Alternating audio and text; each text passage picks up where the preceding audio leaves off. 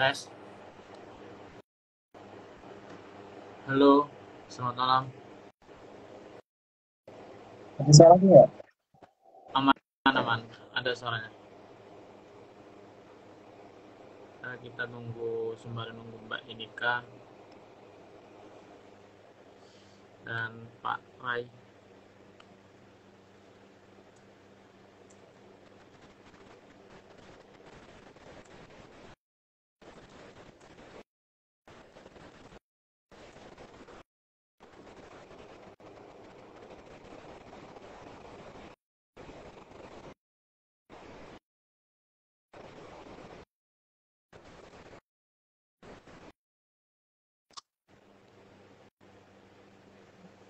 Halo Kak, Halo, selamat malam. Mbak Inika, selamat malam. Selamat malam Kak. Ini posisinya lagi, biasanya saya kenal posisinya lagi di mana. Iya Kak? Posisinya lagi di student center ya? Iya, lagi student center. Siap, Mbak Inika, kita tunggu sebentar satu pemateri lagi, Mas Rai. Habis itu kita akan mulai bersama-sama. Mau tunggu Oke Kak. sebentar ya Mbak? Terima kasih. Oke. Oke Kak.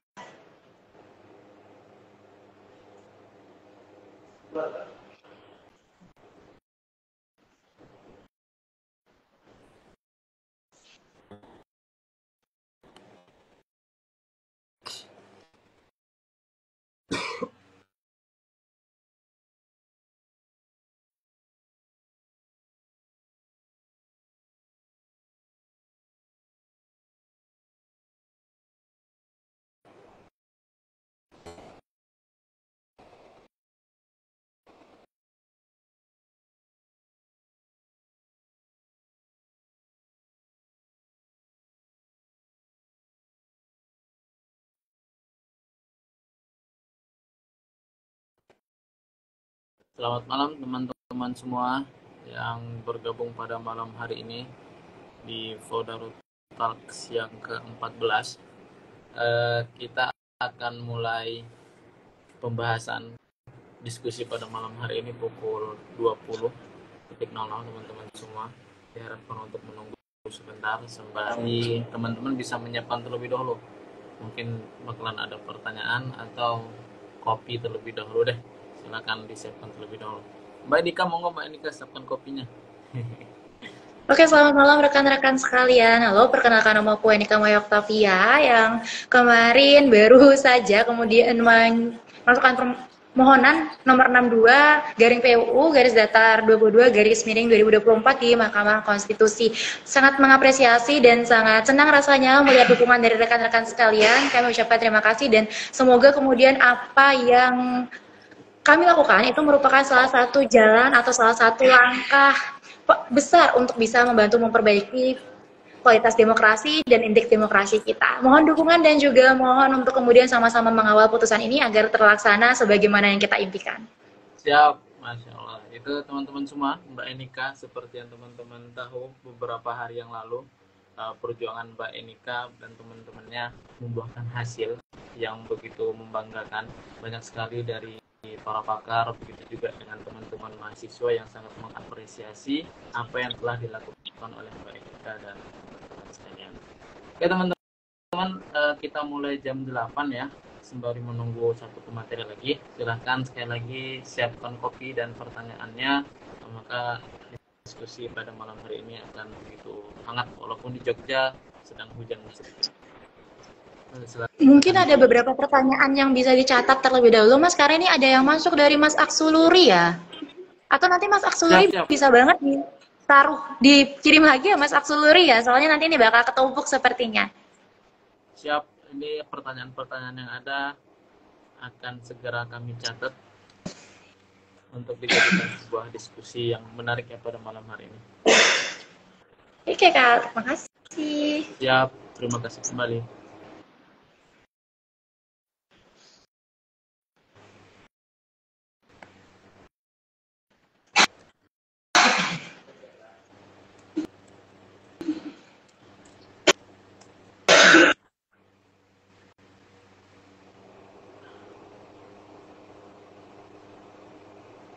Teman-teman, Mbak ini kan di sebelah saya, di bawah sebelah Mbak Enika itu ada Mas Sultan, Bang Sultan. Beliau adalah salah satu penggemar politik juga dan menjadi salah satu founder di Fodaru ini, Mbak Enika. Bang Sultan, sehat dulu Bang Sultan. Halo Mbak Enika, selamat malam. Halo, selamat malam. Iya.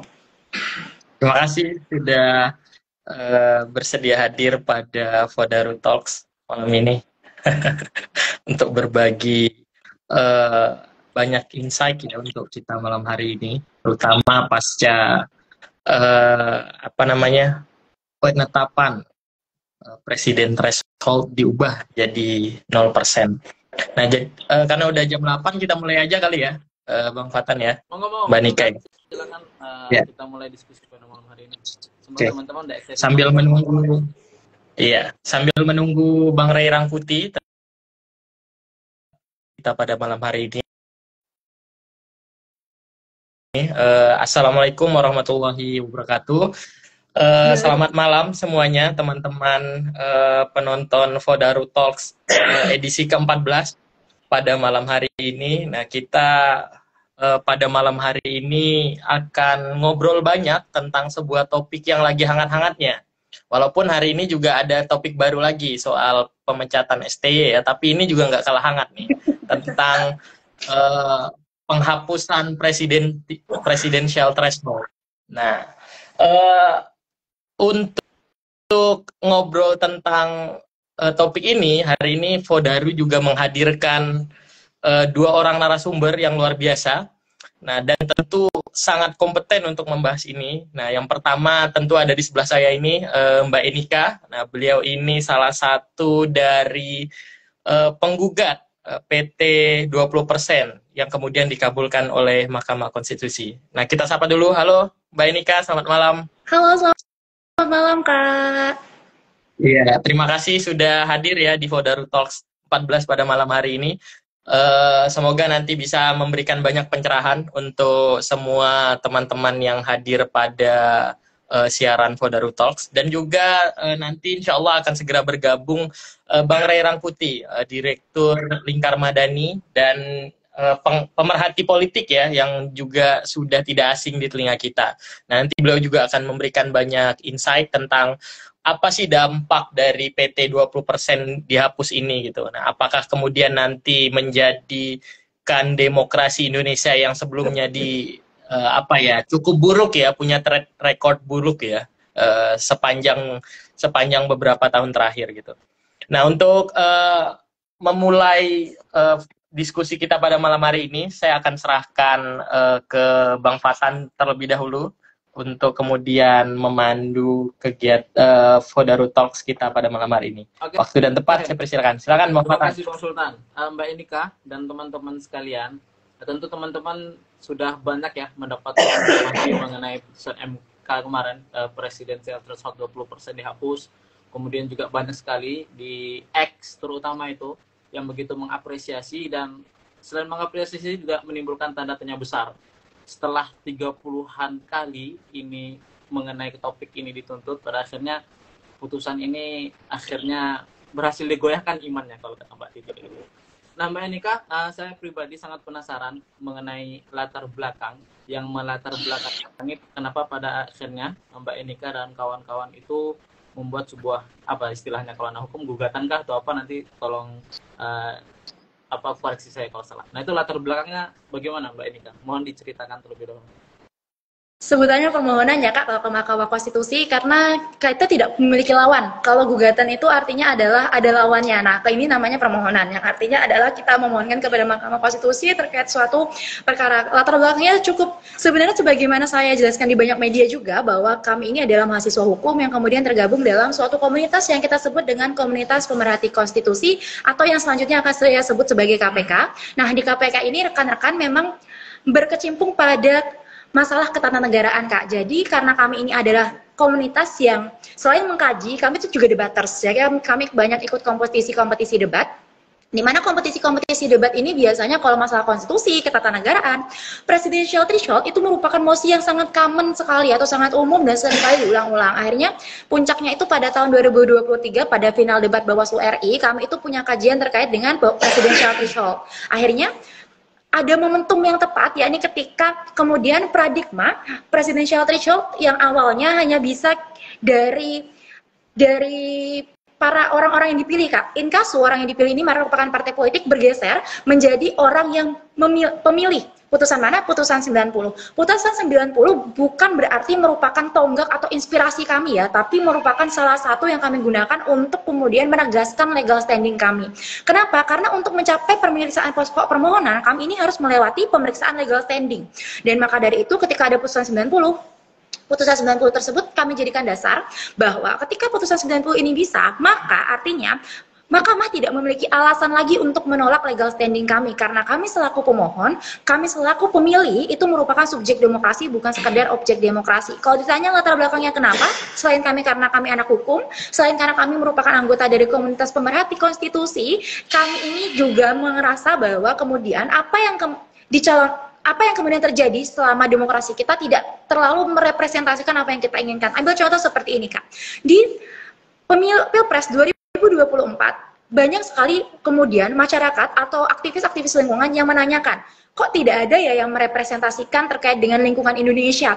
Kok tidak ada ya kemudian untuk yang perempuan-perempuan mungkin bertanya, kok tidak ada yang merepresentasikan kebutuhan domestik? Kenapa semua peraturan visi misinya hanya terkait dengan sektor-sektor publik? Itu artinya apa? Artinya ada keterbatasan pada tokoh-tokoh nasional untuk menyediakan calon-calon alternatif. Akhirnya kami selaku pemilih ini menginginkan bahwa akan ada calon alternatif dan juga terpecahnya polarisasi sehingga bisa menyebabkan membuat pemilu yang lebih inklusif. Begitu, Kak.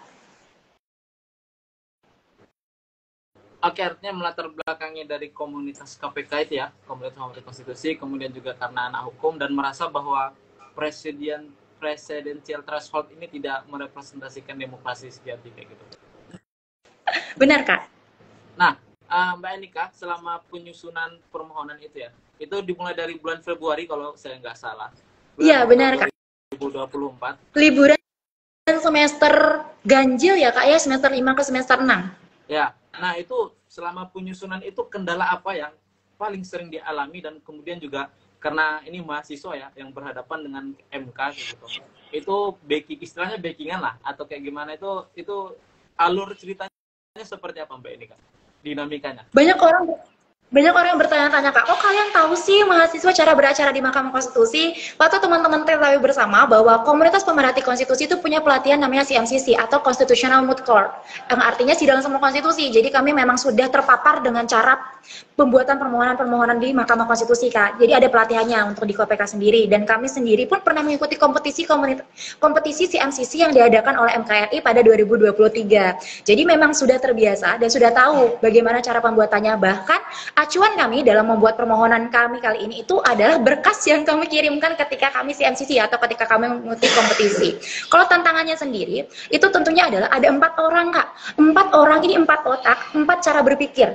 4 cara berpikir, ini gaya penulisannya berbeda, pandangan berbeda. Jadi kami juga waktu menyusun tuh kami agak sedikit, harusnya kita menempatkan diri sebagai apa sih? Apakah sebagai komunitas, sebagai badan hukum, atau sebagai perorangan warga negara? Kami berdebat dulu itu. Kalau kita sebagai komunitas, ini akan kelemahannya ABC, legal standing kita bisa kemudian tertolak karena BCGE. Kita lihat pada tataran bla bla bla. Kami berdiskusi panjang, akhirnya memutuskan bahwa legal standing kami adalah perseorangan warga negara Indonesia, kemudian dibuktikan dengan ada DPT dan lain-lain, dan alhamdulillahnya tembus di legal standingnya ya, Kak ya. Jadi tantangan paling besar bagi saya bukan bagian eksternal, melainkan internal dalam diri kita. Ya, ini terkait dengan bagaimana kita menyatukan pikiran 4 orang. Lebih-lebih lagi gaya penulisan saya, gaya penulisan rekan-rekan saya yang lain bertiga itu berbeda-beda, Kak. Bagaimana caranya menyatukan 4 gaya kepenulisan yang berbeda dalam satu permohonan yang kemudian permohonan tersebut harus terlihat profesional. Itu adalah suatu tantangan juga karena kemudian kita melakukan cross check berkali-kali dan akhirnya kami kirimkan. Itu pun setelah kita cross check ternyata di persidangan pendahuluan Mahkamah Konstitusi masih dibantai, Kak. Kurang ABC, kurang EFG dan semuanya. Akhirnya ya kami memperbaiki, masuk ke sidang perbaikan permohonan. Alhamdulillah membaik dan tembus ke pokok permohonan, Kak, persidangan pokok permohonan. Oke, Mbak Enika, sebelum aku lempar ke Bang Sultan yang juga pasti penasaran banget mengenai apa yang sudah Mbak Enika lakukan bersama teman-teman. Ini mau menjawab pertanyaan, mengajukan pertanyaan dari Mas Auxiliary kayak itu. Kak, kenapa MK di pengajuan sebelumnya menolak tuntutan presiden threshold? Itu kenapa itu, Mbak Enika? Gini Kak, jadi alasan Mahkamah Konstitusi kita harus tahu yang pertama 33 putusan sebelum kami itu memandang atau menyusun dirinya sendiri, mendudukan dirinya itu sebagai pembela partai kecil. Nah, tapi di luar itu semua, kita harus tahu bahwa perpolitikan kita ini kan berubah ya Kak ya. Dari yang tadinya itu antara Pilpres dan Pileg, itu dia agak berpisah, berjarak, mohon maaf, berjarak. Tapi sekarang untuk Pilpres dan Pileg, pemilu kita itu kan serentak. Nah, pemilu serentak ini Kak menyebabkan apa? Menyebabkan distorsi representasi. Apa itu distorsi representasi? Yaitu representasi yang tidak sesuai. Dibuktikan dengan apa? Ada pelanggaran asas one value. Jadi kalau kita di pemilu itu ada namanya one man, one vote, one value. Satu orang, satu suara, satu nilai. Nah, permasalahannya adalah nilai ini Kak, mohon maaf, kok tangannya gitu. Nilai ini Kak, nilai ini itu dilanggar. Kenapa demikian? Karena nilai ini digunakan dua kali periode pemilu. Padahal satu suara itu hanya bisa digunakan untuk satu periode pemilu. Contohnya seperti ini, pemilu 2019 suaranya itu digunakan di pemilu 2024. Itu distorsi representasi. Karena seharusnya kita memahami bahwa namanya pemilu itu bukan sekedar kontestasi 5 tahunan, melainkan perubahan mandat masyarakat. Makanya kami sampaikan itu ada distorsi representasi. Kalau ditanya kenapa alasannya bisa kemudian diterima Kak. Pertama ada perbedaan terkait dengan keadaan politik.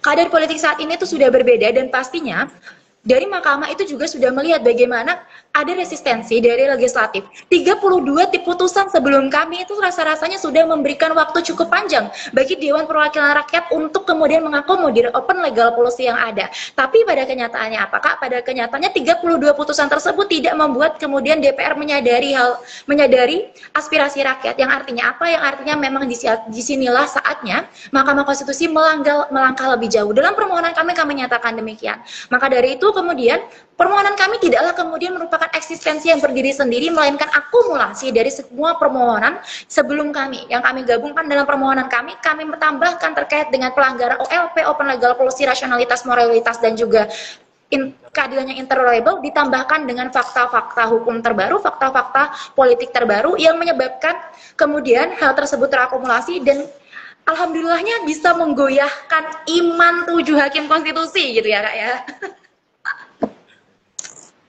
Oke, Bung Sultan, monggo Bung Sultan.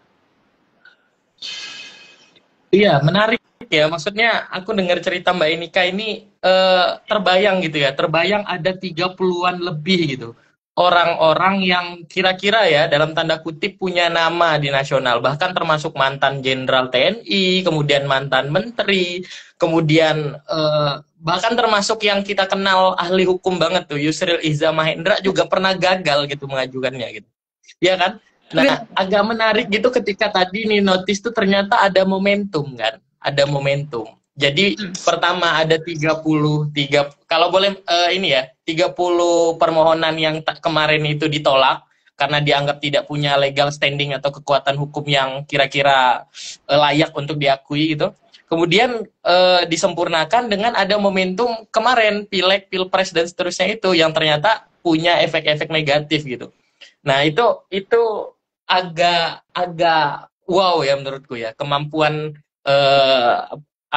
ini harus benar-benar diakui. Nah, cuman yang jadi pertanyaan aku lagi Mbak Enika, gimana prosesnya secara lebih detail mungkin ya bisa bercerita gitu. Nah, tentunya kan pertama tidak bersidang secara langsung yang kayak biasanya gitu ya, ada yang online dan seterusnya gitu. Nah, gimana menghadapi keterbatasan dalam proses pengajuan itu? Kemudian tentu tadi ya yang diceritakan kan soal hambatan itu kan menyatukan 4 otak gitu dalam tanda kutip ya. Nah, itu gimana?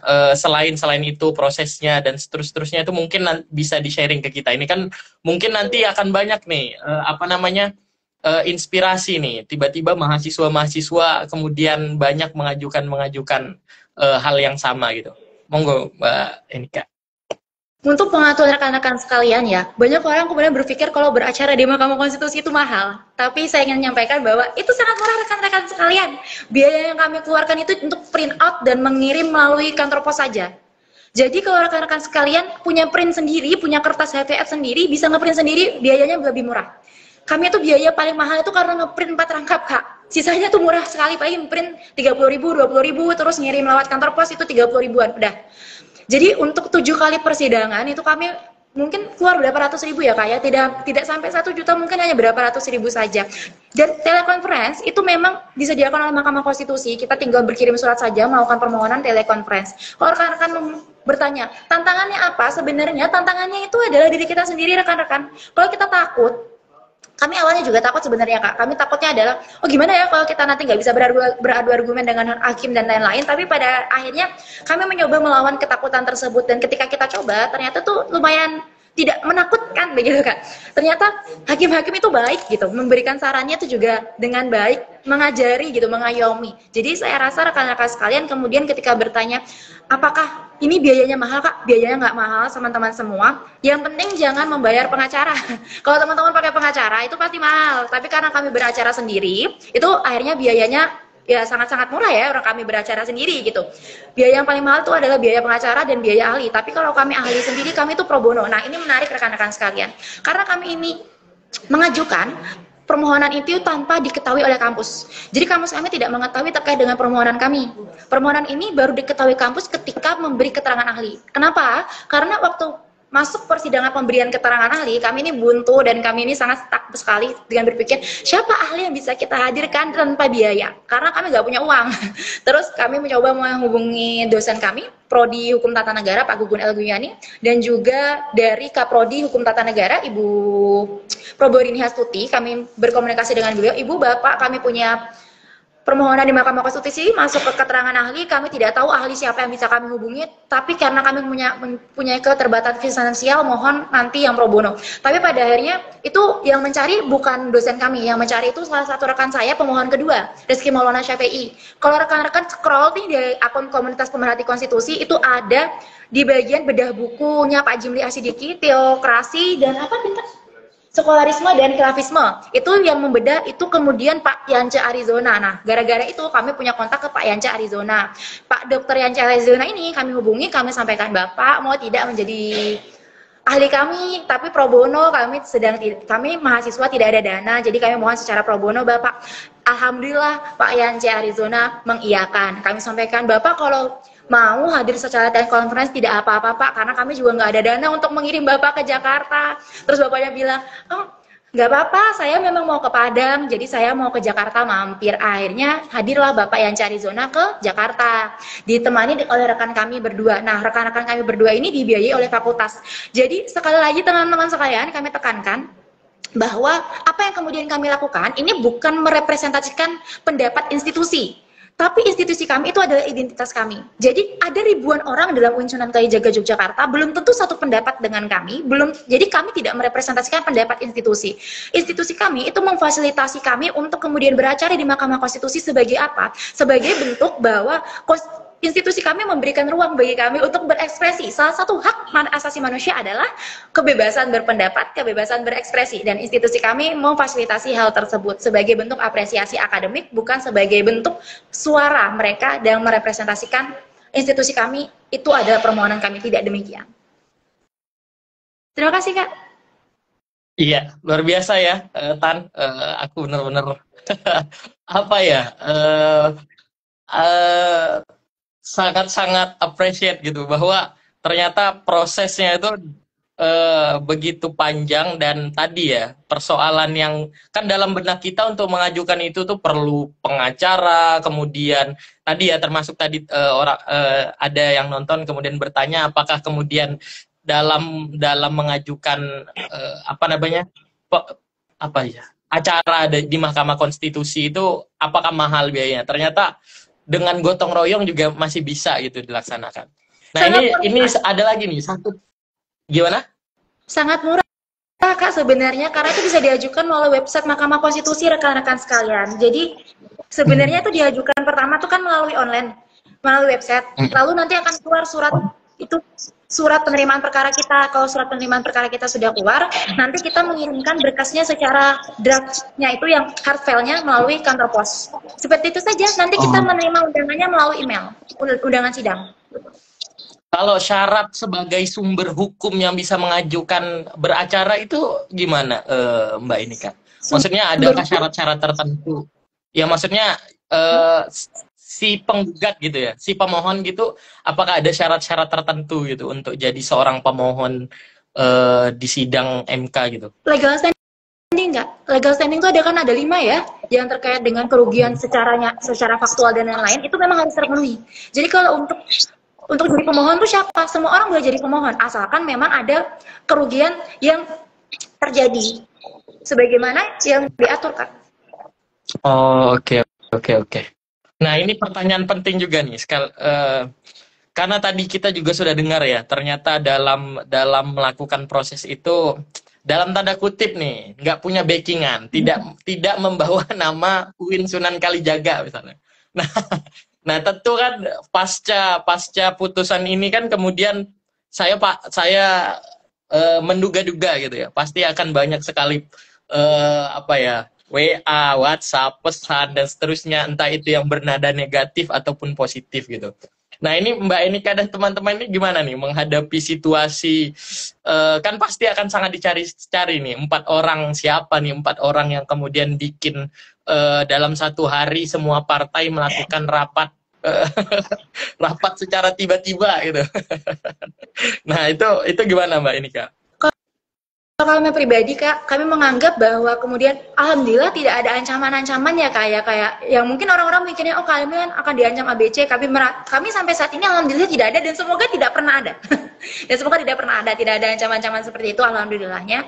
Tapi kalau untuk yang mengkontak-kontak terkait dengan pertanyaan-pertanyaan seperti itu pasti ada ya, kayak namanya suatu kebijakan itu pasti pro kontra. Kebijakan itu pasti pro kontra, dan kami malah senang dengan pro kontra tersebut. Artinya apa? Artinya masyarakat itu menyadari bahwa dalam suatu kebijakan ada positif dan negatifnya, dan kami terbuka, Kak, tidak masalah dengan ada positif dan negatifnya. Mungkin sedikit menjawab pertanyaan dari rekan-rekan sekalian yang kemudian penasaran, Kak, bukankah dengan kemudian dihapuskan presidensial threshold ini akan menyebabkan politik tarung bebas, akan menyebabkan yang namanya nanti ada kemungkinan terjadi koalisi tunggal, jadi bisa jadi pembengkakan koalisi jadi satu, Kak. Nah, atau ketiga, akan muncul partai-partai gurem atau partai-partai kecil yang tiba-tiba muncul aja. Mungkin menjawab itu adalah yang pertama, di halaman 275, paragraf 327 itu ada rambu-rambu atau poin-poin yang diberikan Mahkamah Konstitusi untuk melakukan rekayasa konstitusional agar tidak terjadi namanya politik tarung bebas, apalagi pembengkakan pada satu paslon aja karena biaya yang tinggi. Nah, ini yang kemudian menjadi PR bagi kita semua untuk mengawal bahwa memang putusan tersebut diakomodir dalam undang-undang. Kemudian pertanyaan yang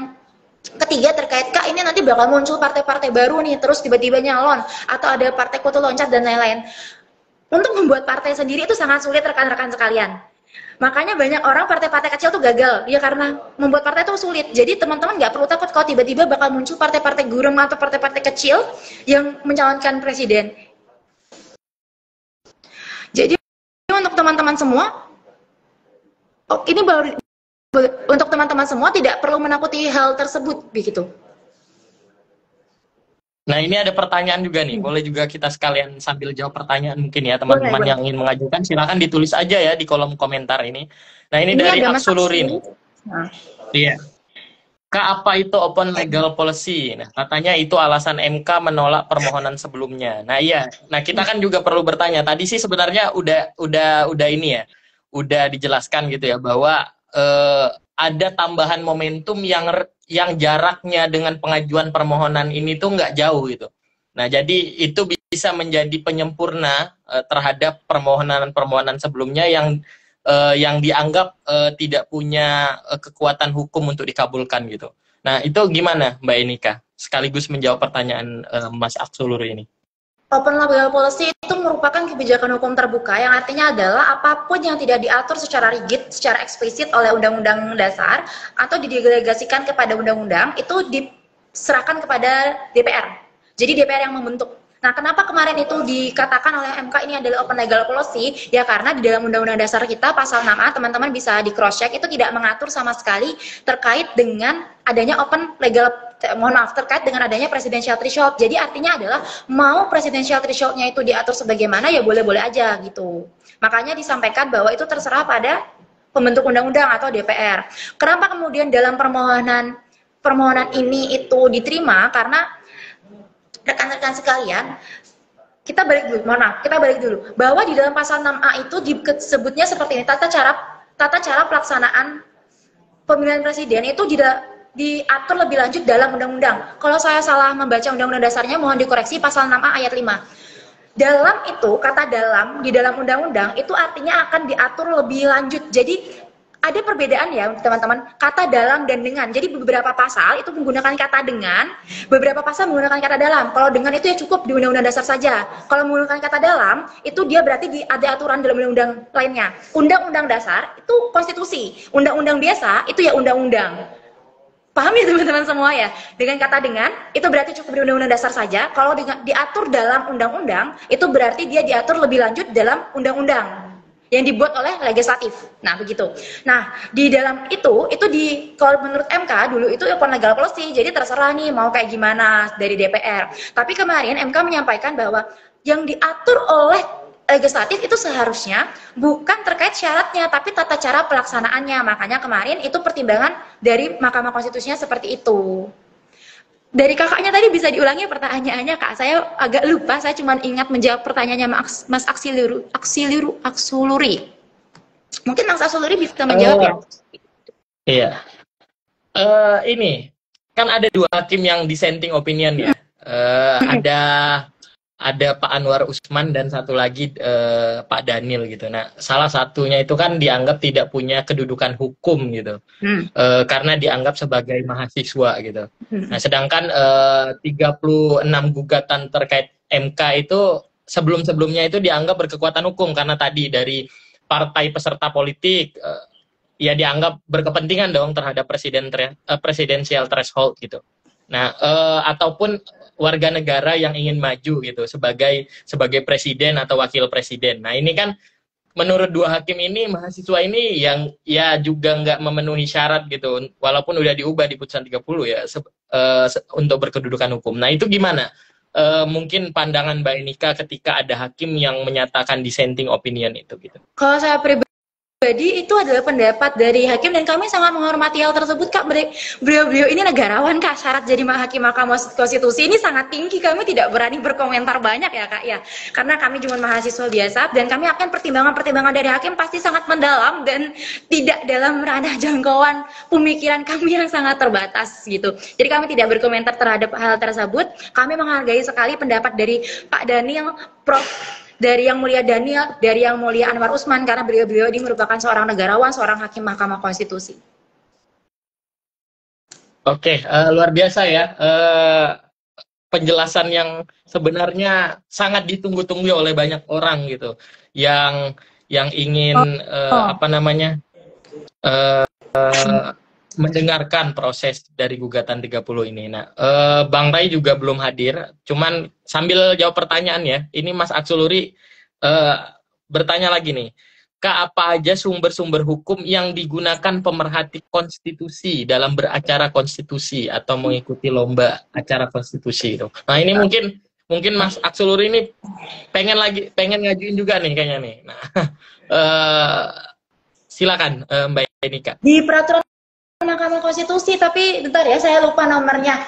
Di peraturan Mahkamah Konstitusi rekan-rekan nomor 1 tahun 2020, bukan nomor 2 atau nomor 1 sih peraturan Mahkamah Konstitusinya? Di bagian kewenangan Mahkamah Konstitusi.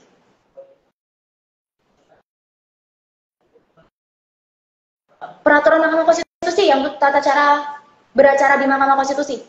Peraturan Mahkamah Konstitusi tata cara beracara di Mahkamah Konstitusi, tapi saya lupa nomor peraturan Mahkamah Konstitusinya, Kak. Sebentar ya. Ada di bagian kewenangan MK. Nemu nggak? Coba sini.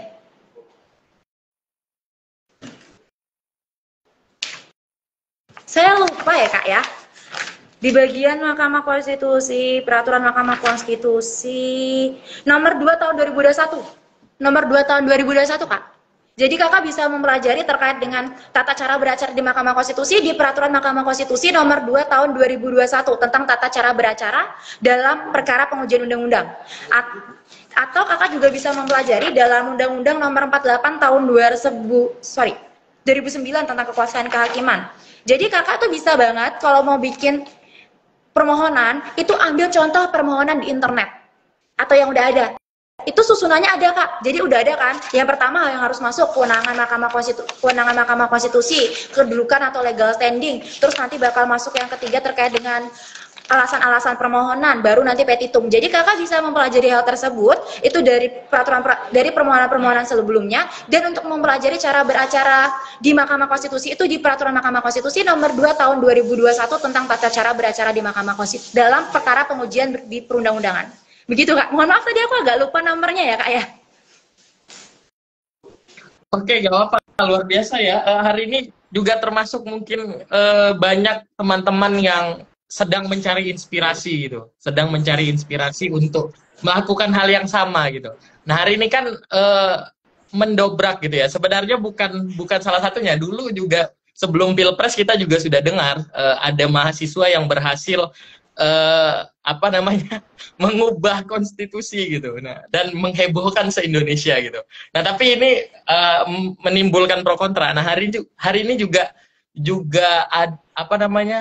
fenomena baru lagi gitu. Ternyata hal-hal yang kira-kira menurut banyak orang itu sepertinya sulit untuk didobrak oleh sekelas mahasiswa gitu, yang punya kedudukan hukum sebagai mahasiswa itu ya berhasil didobrak gitu. Nah mungkin banyak teman-teman, nah ini termasuk nih Mas Aksuluri pengen join circle kak tuh. Pengen join circle. Nah berarti kalau mau ajak kerja sama komunitas pemerhati konstitusi boleh banget kirim inquire di Instagram kita atau di email kita. Kita bisa kerja sama kak. Jadi boleh banget dikirim langsung aja di KPK Winsuka. Oh oke, siap. Ini soalnya nih Mas Aksulur ini mungkin dari kuliah di PTS di Medan. Nah ini beliau dari Medan. Nah nanti mungkin bisa DM langsung Mbak Enika ya untuk diskusi lebih lanjut gitu terkait dengan bagaimana mengajukan permohonan ke Mahkamah Konstitusi. Nah mungkin ini Tan, sambil menunggu Bang Rey juga, beliau mungkin dalam proses kesini. Aku pengen nyampain lah mungkin pandangan-pandangan gitu ya yang kira-kira terkait dengan PT ini. Kebetulan sebelumnya kan Fodaru juga menerbitkan sebuah tulisan terkait bagaimana, dan Fodaru secara institusi juga menyambut baik adanya putusan ini gitu. Karena pertama tentu dari efek dari dampak dari putusan ini adalah tadi seperti yang disebut akan banyak muncul partai-partai baru gitu. Partai-partai baru yang sebelum-sebelumnya itu kehilangan ruh untuk kemudian merasa, karena tadi bukan hanya PT 20% loh yang diubah. Kan sebelumnya PT 4% parliamentary threshold yang untuk lolos ke DPR itu juga diubah gitu. Nah ini semakin memperluas bukan hanya pertarungan secara eksekutif gitu, tapi pertarungan secara legislatif juga dibuka sangat lebar gitu. Nah mungkin nanti yang akan jadi sulit itu soal syarat-syarat di KPU yang mungkin bakal ditambah gitu. Tapi ya selama bisa memenuhi itu nanti termasuk Fatan, Mbak ini kan nanti atau kita ini mungkin bisa nyalon sebagai presiden gitu kalau memenuhi syaratnya itu. Nah itu yang pertama itu. Yang kedua selain partai banyak karena PT 4%-nya dihapus, nah presidensial threshold-nya juga akan memungkinkan banyak calon gitu. Ya kita mungkin nggak usah terlalu negative thinking ya, mikir bahwa ini akan jadi tarung bebas dan seterusnya gitu. Positifnya adalah orang-orang yang selama ini nggak punya tempat karena ada barrier gitu untuk mencapai puncak kekuasaan itu hari ini diberikan ruang bebas gitu, civil society, mungkin termasuk profesor kita, guru-guru besar kita di kampus-kampus gitu yang selama ini bersuara dan nggak mendapat tempat, ini bisa jadi nanti ikut debat calon presiden gitu. Atau mungkin nanti bakal diadain konvensi gitu untuk menyaring para calon presiden dan wakil presiden ini gitu. Nah, Cuman ya tadi efek buruknya ya pasti akan banyak maklar-maklar politik kan dengan berbagai modus, apalagi yang menawarkan menawarkan uang untuk bikin partai atau uang untuk nyalon sebagai presiden dan wakil presiden gitu. Nah mungkin Bang Fatan mau menyampaikan pendapatnya, silakan. Ya, aku penasaran sama ini. Aku juga sempat baca Mbak Enika terkait apa sih istilah draftkah atau hasil putusannya itu mengenai indeks demokrasi di negara-negara yang tidak menggunakan PT gitu, tidak menggunakan presidential threshold. Salah satunya juga di Amerika gitu ya. Di Amerika tidak menggunakan PT 20%. Nah, ini cukup menarik karena indeks demokrasi di Amerika juga bisa dikatakan cukup baik gitu. Tapi aku penasaran Mbak Enika mengenai bagian yang tidak intolerable itu, kemudian juga tidak sesuai dengan moral itu di bagian apanya dari PT 20% ini? Mengingat ada juga kan pendapat-pendapat para politisi kayak gitu yang mengatakan bahwa sistem PT 20% ini diharapkan menjadi tolak awal lah kayak gitu untuk menseleksi katanya gitu, untuk menseleksi para calon-calon yang bisa didukung oleh parlemen. Kemudian juga agar stabilitas politiknya itu terjaga kayak gitu. Nah, ini seperti apa Mbak Enika? Kita mulai dari yang moralitas intolerable ya Kak ya. Itu bisa teman-teman kalau mau akses permohonan kami bisa banget diketik di website Mahkamah Konstitusi, terus diakses ada 55 halaman teman-teman. Untuk melanggar batasan moralitas itu ada di halaman 31 ya rekan-rekan sekalian. Apa sih yang dimaksud dengan moralitas demokrasi? Moralitas yang saya sampaikan di sini, moralitas yang kami tekankan itu bukan moralitas sosial apalagi kesusilaan Kak, melainkan moralitas yang terkait dengan moralitas normatif kepastian hukum dan juga moralitas demokrasi. Apa sih yang dilanggar dari moralitas demokrasi ini? Selain moralitas demokrasi ini, hal ini terkait dengan seorang pemilih itu memberikan pilihannya tidak sesuai dengan preferensinya. Kita ambil contoh Kak, di pemilu 2024, itu kan tadi saya udah nyontohin ya Kak, ada orang yang pengen memilih seorang aktivis lingkungan yang memang peduli terhadap lingkungan, tapi di 2024 pilihan itu tidak ada. Saya pribadi saya ingin memilih kemudian orang-orang yang peduli pada isu-isu domestik, bukan saya sekadar isu-isu publik. Tapi kemudian orang-orang itu tidak ada, karena isu-isunya hanya publik saja. Itu merupakan salah satu pelanggaran moralitas demokrasi ketika seseorang dipaksa untuk memilih tidak sesuai dengan preferensi yang ingin dia pilih. Kemudian melanggar rasionalitas. Kalau melanggar rasionalitas itu Kak, itu terkait dengan bagaimana kemudian banyak negara yang tidak menerapkan namanya presidential threshold. Bahkan 20% itu merupakan angka yang ada di Indonesia. Menurut ADN atau Asian Democracy Network itu mengatakan bahwa satu-satunya negara Asia yang menerapkan presidential threshold 20% itu hanya Indonesia. Dan lebih-lebih lagi tadi saya juga sudah menyampaikan bahwa sebenarnya presidential threshold ini adalah untuk mengaleniasi pemilih dengan dalih bahwa ini adalah sebagai suatu bentuk modal politik dan lain-lain begitu. Padahal kalau kita lihat kakak ya, namanya modal politik itu dia diperlukannya adalah ketika dia menduduki jabatan, bukan sebelum menduduki jabatan. Dan lebih-lebih lagi tadi saya juga sudah menyampaikan bahwa di sini ada pelanggaran ketidakadilan yang intolerable. Ketidakadilan yang intolerable itu adalah terkait dengan bagaimana Undang-Undang Dasar itu tidak mengatur hal tersebut secara ekspresif verbis. Jadi seharusnya memang dia kan terbuka ya Kak. Nah, makanya kami sampaikan bahwa kalau ada 32 putusan sebelum ini dari Mahkamah Konstitusi yang menyampaikan bahwa ini open legal policy, tapi dari DPR sendiri tidak kemudian mengambil langkah, maka harus dipertanyakan sampai sejauh mana DPR membahas hal ini gitu. Oke Mbak Enika, terima kasih. Aku ingin coba melompat sedikit ya mengenai apa yang sudah terjadi kemarin dan kita mencoba untuk melihat di tahun-tahun ke depan kayak gitu. Seandainya nanti di 2029 katakanlah beneran 0% PT-nya, artinya memang udah dihapus ya, memang sudah dihapus kayak gitu. Dan bakalan menimbulkan banyak sekali calon yang diterbitkan mengenai ini constitutional engineering kayak gitu Mbak Enika. Nah itu saya belum mendengarkan penjelasan secara rinci dari Mbak Enika maupun dari kanal-kanal YouTube yang ada. Mungkin Mbak Enika bisa menjelaskan sedikit mengenai apa itu namanya constitutional engineering. Itu kalau salah ada 5 ya atau ada 6. Itu rekayasa konstitusional Kak. Jadi dari Mahkamah Konstitusi sendiri sudah menyadari bahwa kemungkinan kalau ada 30 partai lalu muncul 30 partai, 30 pasangan capres-cawapres juga. Nah, itu kan suatu tarung bebas ya Kak ya. Nah, karena ini adalah suatu yang tarung bebas, makanya ada yang namanya rekayasa konstitusional, Kak. Jadi kalau rekan-rekan sekalian, oh ini takut nanti akan ada tarung bebas, ada kutu loncat dan lain-lain.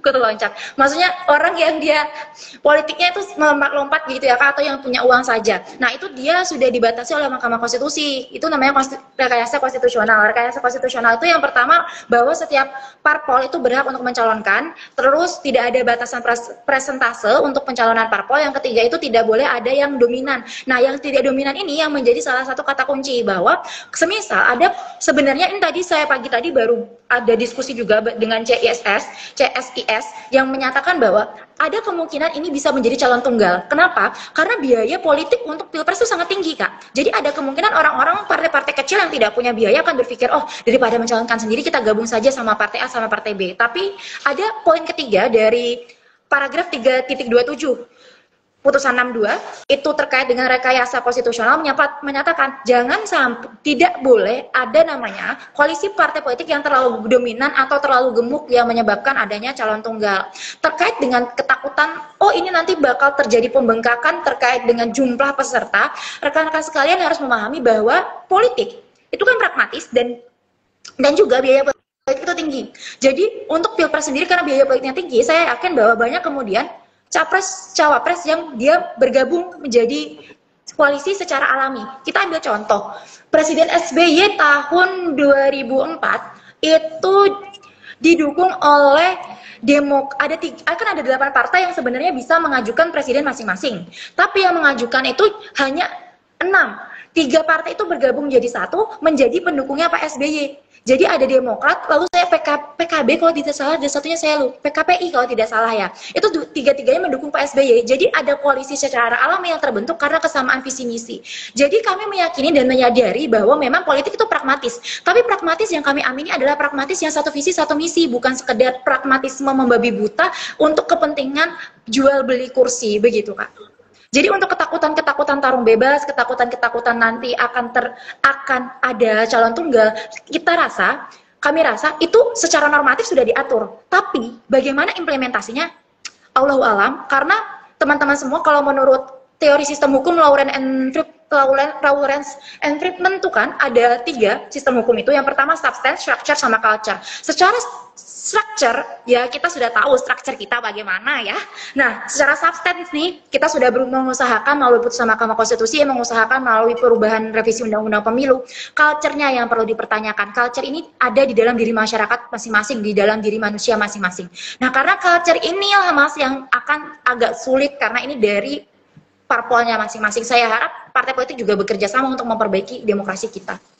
Ya, Mbak Enika, kayaknya di salah satu constitutional engineering itu juga ada menyatakan bahwa setiap partai politik itu harus mencalonkan kadernya. Kalau tidak mencalonkan ada kemungkinan kena sanksi di pemilu berikutnya. Itu benar atau salah? Bukan mencalonkan kader, Kak. Bukan mencalonkan kader, tapi ikut mencalonkan. Jadi bisa berkoalisi.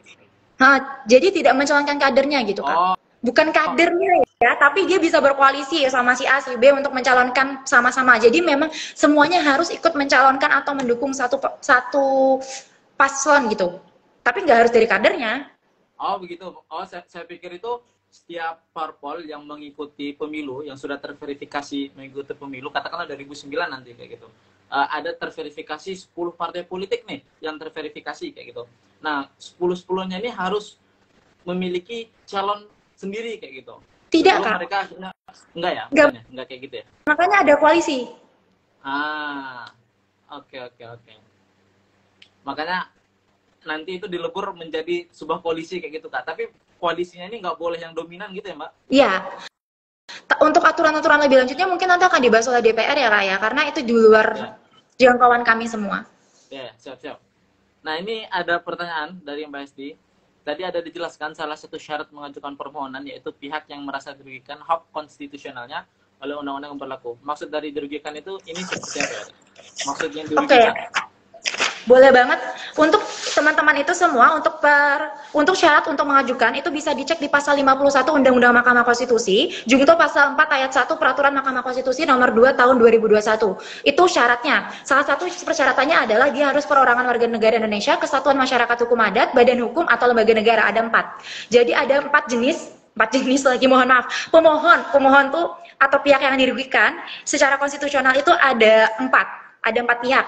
Menurut pasal 51 Undang-Undang Mahkamah Konstitusi Jungto pasal 4 ayat 1 Peraturan Mahkamah Konstitusi nomor 2 tahun 2021. Perseorangan warga negara Indonesia, rekan-rekan sekalian, kesatuan masyarakat hukum adat, lembaga badan hukum dan badan hukum dan private dan lembaga negara. Jadi ada 4. Untuk syarat-syarat kerugiannya itu ada. Untuk syarat-syarat kerugiannya itu ada di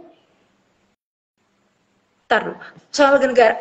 Ya, untuk syarat kerugiannya itu ada 5 rekan-rekan sekalian ya. Untuk syarat kerugian itu ada 5 buah yang teman-teman harus penuhi, yakni di Putusan Mahkamah Konstitusi nomor 006 garing PUU garis datar 3 garis miring 2000 dan putusan nomor 11 garing PUU garis datar 5 garis miring 2007. Yang pertama, yakni terkait dengan bahwa kerugian itu harus kerugian yang diatur dalam Undang-Undang Dasar.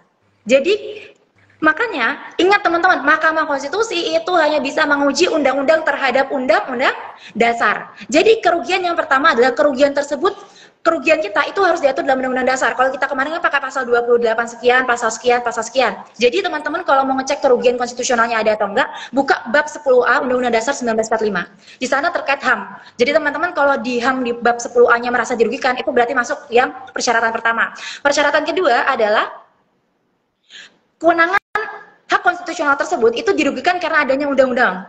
Jadi kan kita misalnya undang-undang A nih, kayak pasal 222, ini merugikan kita. Nah, itu berarti itu bisa diujikan karena undang-undang ini secara langsung berkorelasi dengan kerugian yang kita alami. Yang ketiga, kerugian ini harus bersifat spesifik, khusus atau aktual atau tidak-tidaknya potensial akan terjadi. Kalau yang putusan 90 itu dia potensial, Kak. Kalau kakak baca ya di putusannya. Yang keempat, hubungan sebab akibat. Jadi memang ada hubungan sebab akibat dari kerugian dari adanya undang-undang terhadap kerugian yang kita alami. Dan yang terakhir adalah adanya kemungkinan bahwa apabila putusan ini dikabulkan, maka kerugian yang kita alami tidak akan terjadi lagi. Jadi ada 5. Teman-teman bisa melihat untuk aturan terkait siapa yang bisa mengajukan itu di Undang-Undang Mahkamah Konstitusi pasal 51.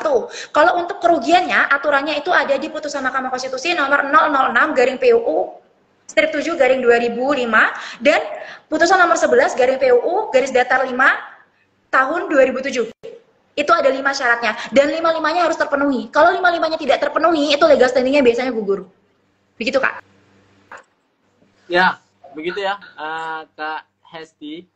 Aku mendengar penjelasan dari Mbak Enika cukup satisfying karena bukan anak hukum, angka, garis miring, kemudian tadi di awal juga sempat dijelasin perbedaan dengan dan dalam, tapi itu menjadi referensi tambahan baru lah bagi wawasan saya mengenai sedikit sekelumit mengenai bagaimana ya bagi anak hukum kayaknya ribet sedikit gitu ya.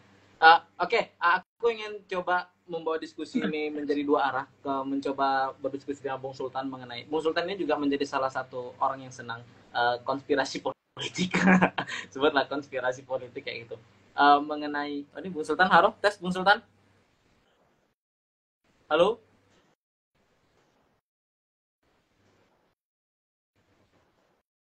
Iya. Oke, oh ada suaranya. Oke, siap.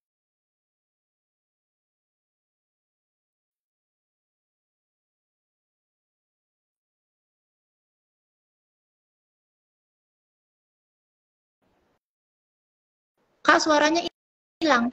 Tahun 2029 nanti kayak gitu. Halo, Sorry. Kayaknya Bang Ray Rangkuti harus dikirim link ininya, Tan, via DM. Oke. Bisa dikirim nggak ke beliaunya? Sebentar ya, sebentar teman-teman. Aku mencoba untuk menghubungi Mas Ray Rangkuti terlebih dahulu. Mungkin Mas Sultan mau menyampaikan sesuatu mengenai bayangan di 2029 kayak gitu. Ya, sambil dikirim ya linknya teman-teman, ini apa namanya, beliau supaya masuk. Intinya kalau saya sih 2 poin ya. Poin pertama adalah apa namanya, bahwa sebentar, karena ditelepon oleh beliau. Di DM aja Tan, silakan gabung langsung ke Ini ini. Bang Ray, Pak Ray Rangkuti sudah masuk teman-teman semua. Kita Ya, coba diundang Tan. bersama. Ini Mas. Ya. Halo, Bang Ray. Iya, sorry. Bisa dibalik kameranya, Bang Ray. Nah, Oke. Siap. Oke. Teman-teman, kita juga sudah kedatangan Bang Ray Rangkuti. Beliau ini Direktur Lingkar Madani sekaligus pemerhati politik. Terima kasih Bang Ray sudah berkenan hadir di Fodaru Talks pada malam hari ini. Di sini juga ada salah satu dari 4 penggugat, Bang Ray, Mbak Enika, mahasiswa UIN Sunan Kalijaga yang permohonannya dikabulkan. Tadi sudah diskusi panjang lebar. Langsung saja, Bang Ray, izin langsung mungkin bertanya gitu ya, terkait dengan pasca putusan MK ini terkait penghapusan presidensial threshold ini. Nah, secara politik itu nanti seperti apa, Bang Ray? Gambaran yang mungkin akan kita hadapi gitu. Politik Indonesia, perubahan-perubahan yang mungkin akan terjadi menurut Bang Ray Rangkuti. Silakan, Bang Ray. Iya, tentu pertama adalah kemungkinan ya seperti biasa masyarakat kita akan menerima begitu banyak calon presiden gitu. Tapi nggak perlu gundah, itu biasa reaksi awal yang begitu-begituan terjadi selalu dalam banyak peristiwa di Indonesia ya kan. Tak ada ujung-ujungnya dan lama-lama itu akan tertib sendiri, alias mungkin akhirnya kemudian yang memang punya kans besar lah yang akan melaju seterusnya di dalam proses pencapresan kita gitu. Nah, yang kedua adalah bagi mereka yang berminat untuk jadi calon presiden, mau tidak mau udah harus bekerja dari sekarang gitu. Nah, sehingga sebetulnya kalau dipandang dari aspek tertentu, putusan ini memberi peluang bagi siapapun untuk dapat dicalonkan sebagai calon presiden gitu ya. Dan dengan begitu mereka yang punya apa istilahnya itu ya, punya peranan cukup besar di tengah masyarakat, punya potensi akan didukung oleh masyarakat sebagai calon presiden gitu. Nah, yang ketiga dengan sendirinya kita akan melihat ya misalnya ketua-ketua partai yang tidak populer, yang tidak banyak diingat oleh para masyarakat bisa jadi terpental di dalam proses pencalonan dari calon presiden gitu. Nah, yang keempat, saya juga berharap dengan ini maka produk-produk dinasti politik juga akan makin dapat diperkecil gitu. Karena kalau dinasti politik itu kan selama ini ya menggantung pada kesuksesan keluarganya gitu ya. Sampai dirinya sendiri belum tentu terlalu sukses gitu. Nah, mungkin dengan pilpres langsung seperti yang sekarang, maka mereka yang menggantung kesuksesan dari orang lain ya lebih bisa dicegah ya, karena orang lain partai juga nggak mau, inilah istilahnya itu, berjudi lah ya kan, untuk mendukung paslon yang elektabilitasnya dan popularitasnya tidak terlalu tinggi gitu ya. Nah, yang keempat, kemungkinan yang seterusnya mungkin politik uangnya makin sedikit gitu ya. Kenapa gitu? Karena kalau mau bayar pemilih itu nggak tanggung-tanggung tuh gitu, karena pemilihnya kan dapat dari banyak aspek ya gitu. Jadi mau tidak mau kalau bayar ya harus jor-joran benar gitu. Nah, pertanyaannya adalah siapa yang punya uang dengan jor-joran seperti itu gitu. Nah, publik kita kan juga nggak mau lah terima sedikit-sedikit dengan banyak, katakanlah misalnya kalau calonnya begitu banyak gitu.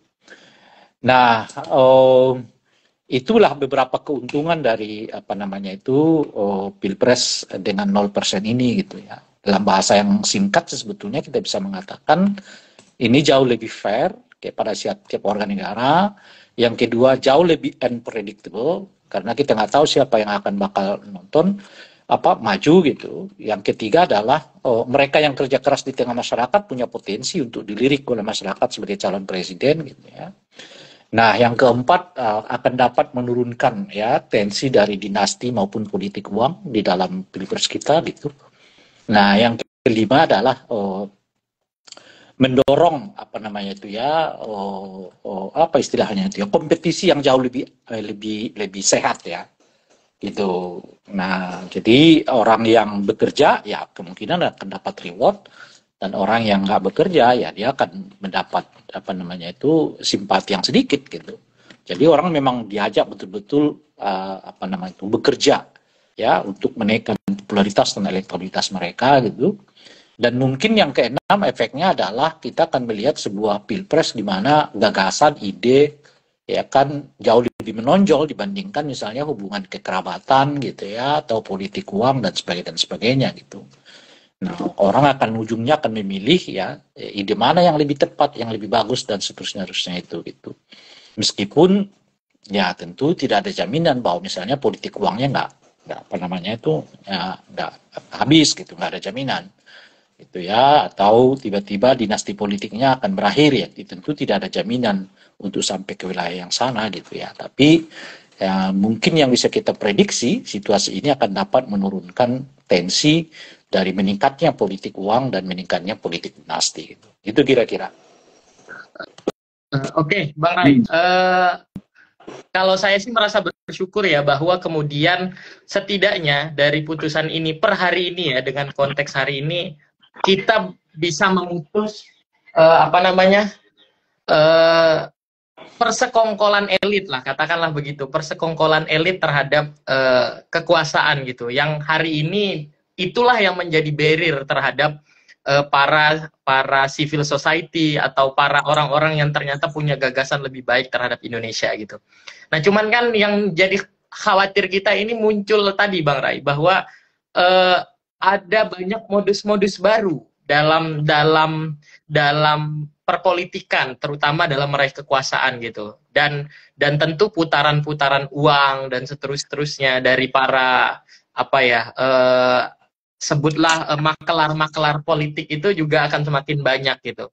Seperti yang tadi Bang Rai bilang gitu, kalau mereka ingin benar-benar serius di 2029. Nah, itu menurut Bang Rai gimana Bang Rai? Makelar maksudnya gimana makelarnya ya? Maklar yang saya maksud itu yang kemudian menawarkan semacam ya bahwa ketika Anda nanti saya bisa biayain dan seterusnya gitu Bang Rai. Karena mereka merasa punya peluang lebih besar gitu untuk menang gitu. Iya, tapi itu yang saya sebut tadi, kalaupun mereka melakukannya itu biayanya besar banget ya. Gitu. Nah, jadi mau tidak mau ya mereka harus berhitung, kalau nggak betul-betul nggak punya uang sekali, pilihannya cuma dua. Ya kan, mundur gitu ya, atau main nekat-nekatan tapi udah jelas akan gagal gitu. Nah, karena uangnya yang sangat banyak dibutuhkan banyak itu, ya menurut saya sih orang berpikir juga untuk nanam saham. Kalau benar-benar tidak ada kalau benar-benar figur yang didorong ini belum kelihatan seperti apa elektabilitasnya di pasaran gitu. Nah, itu justru cukong-cukong itu menurut saya malah kesulitan sekarang, sebab kalau misalnya masih tetap pakai presidensial threshold, kan mereka udah bisa bayangkan yang bakal naik itu si anu dari partai A, B dan C gitu. Nah, tinggal mereka kelola kan dari sekarang gitu. Nah, sekarang unpredictable, kita nggak tahu nih. Baru mungkin akan kelihatan 1 tahun atau beberapa bulan sebelum tahapan pilpres dimulai gitu. Nah, di situ ya bagaimana cukong-cukong itu susah bagi dia tuh ya untuk katakanlah memajukan ya dan sebagainya itu gitu. Karena salah satu keuntungan dari pilpres itu kan minat masyarakat itu nggak bisa diprediksi gitu, bisa berubah-ubah setiap waktu gitu kan. Nah, kalaupun kemudian dia tetap pakai politik uang, ya itu tadi budgetnya harus gede, nggak bisa tanggung-tanggung gitu. Nah, apa yang punya duit ya, dan kepentingan apa yang membuat orang mau nanam saham sebegitu besar untuk hajat politik gitu. Nah, itulah masalahnya gitu. Itu kira-kira. Oke.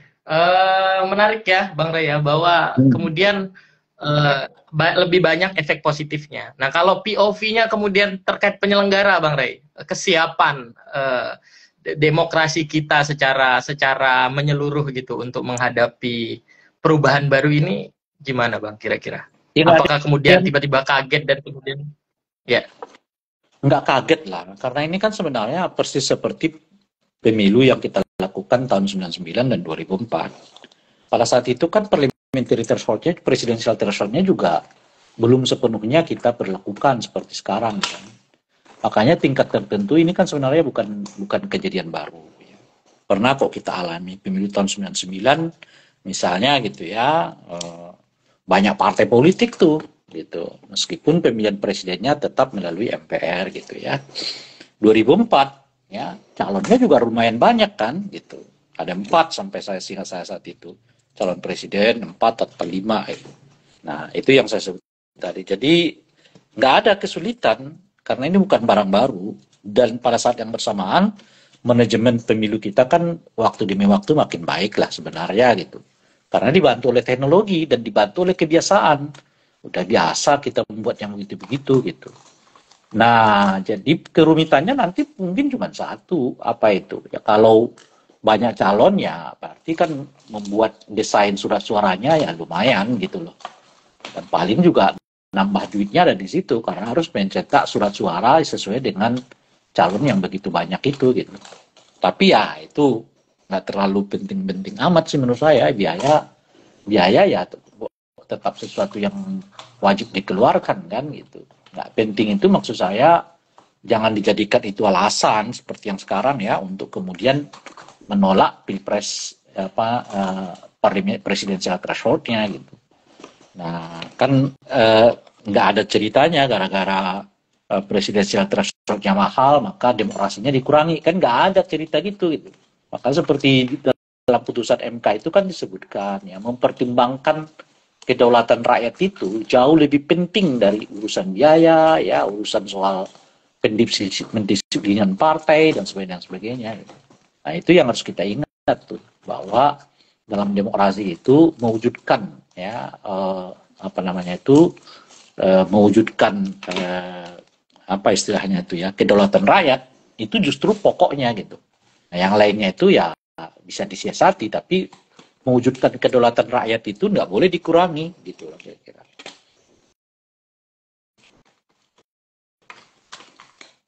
Begitu, Bu. Oke, terima kasih Bang Ray. Ya. Ini saya alihkan ke Bung Fatan, silakan. Oke, siap, terima kasih. Bang Ray izin melanjutkan Bang Ray mengenai apa yang sudah terjadi beberapa hari kemarin. Kalau dalam pandangan Bang Ray nanti di 2029, apakah akan intervensi kayak gitu dari oligarki dalam melihat konsentrasi politik di 2029? Apakah sudah terlihat nih kira-kira orang ini pasti akan dicalonkan lagi, atau kondisi Pak Prabowo dan Gibran itu sendiri melihat PT 20% ini dihapuskan? Bagaimana dalam Bang Ray? Yang bisa kita baca ya Pak Prabowo ya kan mungkin Gibran akan tetap ingin melaju gitu ya, itu nah, biasalah dalam yang seperti ini kan orang tetap ingin maju ke periode berikutnya gitu. Nah, itu biasa. Nah, pertanyaannya apakah nanti Gibran sama Pak Prabowo tetap berjalan seiring atau tidak? Nah itu mungkin yang perlu kita tunggu ya bagaimana relasi di antara keduanya ini terjadi gitu. Nah saya kira PDI akan mengusung calon sendiri dan Golkar juga besar kemungkinan akan mengusung calon sendiri gitu ya. Jadi dengan situasi yang seperti ini sih saya kira mungkin 4 ya calon presiden kita itu akan tercipta. Yang lain ya mungkin akan ngikut-ngikut aja gitu, ngikut kepada yang besar gitu ya. Nah boleh jadi akan ada calon-calon baru dari partai, tapi lagi-lagi itu tadi Pilpres kita ini kan dari aspek biaya lumayan besar gitu ya. Jadi oleh karena itu besar kemungkinan jauh lebih bersikap realistis ya dibandingkan dengan uji coba. Makanya mungkin partai-partai kecil itu sekalipun mereka diperbolehkan untuk mencalonkan sendiri, jauh lebih realistis kalau mereka ikut serta dengan ya calon-calon yang punya potensi untuk menang gitu. Nah, berdasarkan itu saya menduga sebanyak-banyaknya calon pun nanti paling hebat tuh cuma 5 gitu. Nah, di mana faktor aktornya, bukan aktornya sih ya, di mana pengusung-pengusungnya itu tadi ada Gerindra, ada Golkar, ada PD Perjuangan gitu ya, mungkin ada PKB gitu. Dan nah di luar itu menurut saya akan ada koalisi saja gitu. Nah, itu kira-kira. Jadi ada 4 partai politik besar yang punya potensi untuk mencalonkan sendiri calonnya gitu. Lalu ya lebih-lebihnya ya 5 partai, 5 lah gitu ya. Yang lainnya sih menurut saya akan ikut ke koalisi-koalisi yang akan dibentuk gitu. Nah, bagaimana pada akhirnya kemudian terjadi seperti Kim Plus gitu ya? Ya di Pilpres ini akan sangat sulit. Kenapa gitu? Karena lagi-lagi biayanya makin mahal gitu. Nah, jadi kan kenapa gitu? Ya kalau misalnya hitungannya nggak pas kan dia akan nyalonin sendiri gitu kan. Beda dengan kemarin, kalau hitungannya nggak pas, ya mau tidak mau tetap harus nyalonin karena wajib nyalon gitu. Maka dicarilah dalam konteks kayak begitu ya kadang-kadang situasi mepet yang membuat daya tawar kita merosot kan di hadapan orang gitu. Nah kalau sekarang nggak bisa, daya tawarnya tetap sama ya, kalau Anda nggak angkat ya saya kan maju sendiri nih gitu. Nah jadi mau tidak mau akan banyak sekali permintaan untuk permintaan dan syarat untuk gabung di dalam koalisi itu gitu.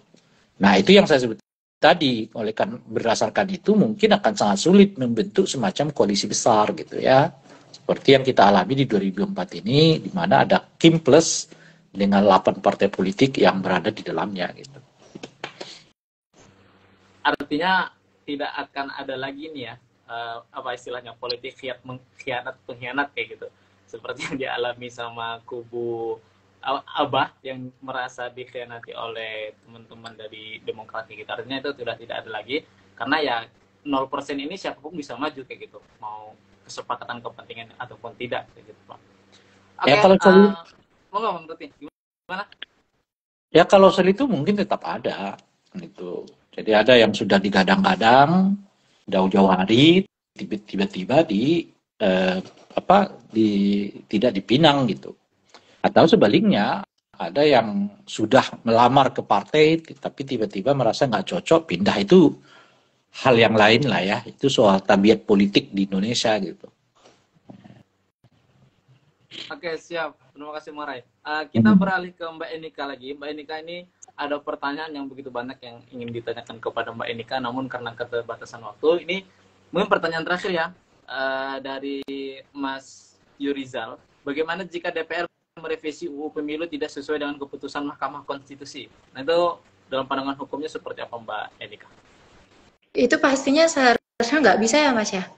Dan itu pasti bertentangan dengan apa yang kemudian sesuai dengan aturan hukum. Tapi lagi-lagi legislatif kita ini kan agak anomali karena ya lihatlah, legislatif kita di putusan 60 saja ingin melakukan revisi yang bertentangan dengan Mahkamah Konstitusi. Makanya ini juga jadi kekhawatiran kami sendiri terkait dengan kemudian bagaimana legislatif memandang putusan Mahkamah Konstitusi ini. Karena itu kami rasa perjuangan kita terkait dengan presidensial threshold tidak selesai sampai pembacaan putusan.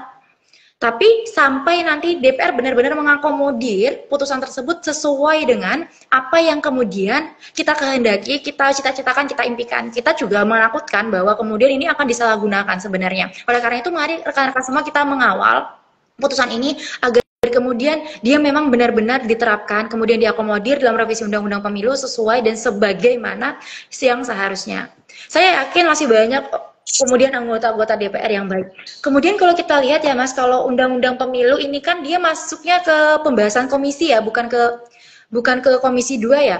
Tapi ini dia masuknya ke apa sih bahasanya, tingkat DPR yang semuanya, bukan Komisi 2. Nah, ini balik bukan bagian di situ. Nah, itu jadi permasalahan juga sebenarnya, karena biasanya harusnya di Komisi 2, tapi sekarang enggak. Biasanya itu lebih enggak transparan, makanya semoga ini dikembalikan lah ke tingkat komisi, bukan di Komisi 2-nya. Nah itu ya, Mas siapa tadi namanya? Mas Yurizal mengenai jawaban dari Banlek DPR. Ya benar, makasih Mas Yurizal. Saya lagi sakit gigi, jadi otak saya itu kadang agak sengat-sengat gitu. ke Banlek. Oke, Banlek. Ke Banlek, benar, jangan di Banlek DPR. Makasih Mas Yurizal atas koreksinya. Oke, siap. Terima kasih Mbak Enika. Teman-teman semua, karena kita keterbatasan waktu dalam berdiskusi dengan Mbak Enika dan Bang Rai, kita akan masuk ke sesi terakhir, yaitu sesi penutup atau pesan yang akan disampaikan oleh Mbak Enika terkait putusan MK ini dan apa harapan Mbak Enika ke depannya kepada masyarakat Indonesia secara luas. Monggo Mbak Enika. Kalau dari saya pribadi, pesan saya adalah teman-teman mari kemudian hidup untuk menghidupi ya rekan-rekan sekalian. Segala hal di dunia ini selalu terkait dengan politik. Kita makan itu politik, kita live streaming sekarang itu politik, semua hal itu politik. Jadi mari melek politik dan jangan lupa untuk kemudian kita perbanyak membaca, jangan sampai kita tergiring dengan opini-opini seperti misalnya ada tarung politik bebas dan lain-lain. Kita pelajari terlebih dahulu sebelum kemudian kita saling berpendapat dan saling menyerang.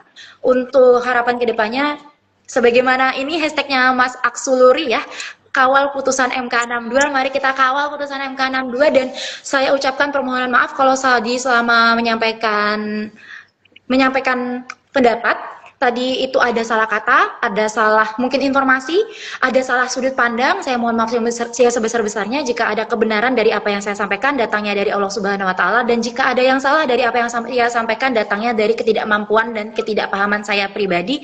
Saya mohon maaf juga kalau tadi agak gimana gitu, saya lagi sakit gigi jadi otaknya agak gimana gitu Kak. Makasih banyak, saya kembalikan kepada Masnya. Terima kasih banyak kepada Mbak Enika yang walaupun sakit gigi masih berkesempatan untuk memberikan edukasi kepada kami terkait apa yang terjadi di putusan MK. Bang Roy, mungkin bisa menyampaikan closing statement sekaligus harapan juga kepada penonton dan masyarakat sekitar di Indonesia. Ya, menurut saya sih yang paling penting itu kritis ya. Jadi kritis terhadap apapun sehingga tidak jadi pengikutnya yang cuman dijanjikan oke gas ya kan, lalu terpesona dengan kata oke gas itu, pada akhirnya kemudian seperti yang kita alami saat ini gitu ya. Nah, yang kedua adalah berdemokrasi itu nggak semata-mata soal aturan ya, tapi juga soal attitude ya. Jadi penting untuk terus ya melihat bahwa demokrasi itu adalah seperangkat nilai ya, bukan hanya seperangkat aturan gitu. Nah, nilai apa? Nilai yang dalam Islam itu disebut mengorientasikan kehidupan yang lebih baik bagi manusia dan kemanusiaan gitu, yang sebesar-besarnya itu. Itu yang disebut dengan ya akhlakul karimah dalam Islam itu gitu. Jadi jangan selalu ini bagaimana aturannya enggak gitu. Tapi apa yang terbaik bagi masyarakat itulah sebetulnya demokrasi itu. Demokrasi itu nilai ya, nilai yang mengorientasikan apa yang dapat diberikan bagi kepentingan publik gitu. Nah, makanya dalam konteks itu misalnya dinasti politik ya saya tolak meskipun aturan membolehkannya. Karena apa? Karena nggak bernilai bagi bangsa ini gitu. Kan? Karena jadi kalau mereka mengatakan ya, itu kan nggak dilarang, ya memang nggak dilarang, tapi nggak etik, ya. Nggak bermoral gitu. Karena nggak ada nilainya bagi bangsa kita dinasti politik itu gitu. Nah itu, jadi jangan terjebak pada persoalan bahwa demokrasi itu seolah-olah hanya seperangkat aturan, tapi dia juga seperangkat nilai yang memandang ya kebaikan publik jauh lebih penting diutamakan daripada kepentingan pribadi maupun kelompok. Itu kira-kira. Oke, teman-teman semua, dengan apa yang sudah disampaikan oleh Mbak Enika, oleh Bang Rai, kami mengucapkan terima kasih banyak sudah menyempatkan hadir pada malam hari ini untuk berdiskusi, kemudian juga memberikan edukasi kepada kami semua, dan kami mengucapkan selamat sekali lagi kepada Mbak Enika dan teman-teman sudah berhasil menggoyahkan iman menggoyahkan iman dari para MK, yang hakim-hakim MK yang ada di sana gitu. Oke teman-teman semua, sedikit sama-sama ya bahwa di Fodaru insya Allah bakalan terus melanjutkan diskusi-diskusi dan mencoba untuk menyampaikan narasi-narasi alternatif. Kemudian nanti di beberapa bulan ke depan insya Allah bakalan ada apa Bang Sultan dari Fodaru? Ya insya Allah akan ada YPLC atau Youth Political Leadership Camp. Insya Allah kita juga akan menyiapkan calon-calon presiden dan wakil presiden di 2029. Nah, insya Allah teman-teman nanti dalam waktu dekat bakalan ada YPLC Young Political Leadership Training yang insya Allah akan diinformasikan dalam waktu yang akan datang dari Fodaru itu sendiri. Dan nantikan diskusi-diskusi menarik lainnya di Fodaru _ dan jangan lupa gabung grup WA-nya tersedia di bio Fodaru. Sekali lagi mengucapkan terima kasih kepada Mbak Enika, Bang Rai yang sudah bersempet Ya, hadir. sama-sama ya. Teman-teman semua. Ya, makasih Bang Rai. Ya, Sudah sama-sama. Sampai ketemu ya. Siap, Bang Rai. Siap, Bang Rai. Terima kasih banyak. Assalamualaikum. Terima kasih. Mohon izin meninggalkan room live ya. Makasih, bye-bye. Terima kasih banyak Mbak Enika. Sehat-sehat selalu, Mbak Enika. Terima kasih Mbak Enika, Bang Rai, terima kasih.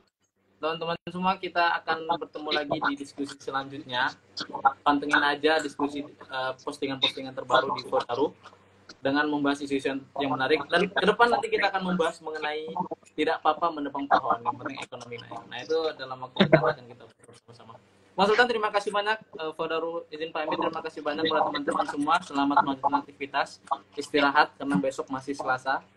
Terima kasih. Aku tutup. Selamat malam. Assalamualaikum warahmatullahi wabarakatuh. Waalaikumsalam.